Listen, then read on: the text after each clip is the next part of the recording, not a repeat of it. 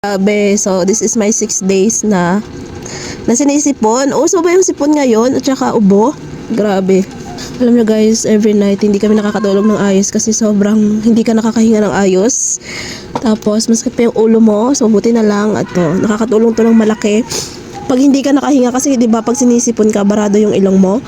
So buti na lang meron kami ditong ganito sa bahay. So ito ay black inhaler, peppermint field aromatic inhaler. So, ang gagawin mo lang is, aamuyin mo lang siya. Ayan.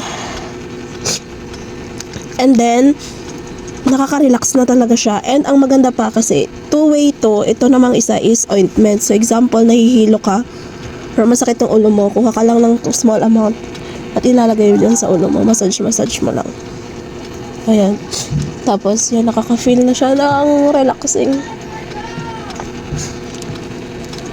Mga instant na bagay na kailangan mo gamitin every time na nakakaramdam ka ng mga ganitong feeling, and at the same time hindi talaga siya maiiwasan.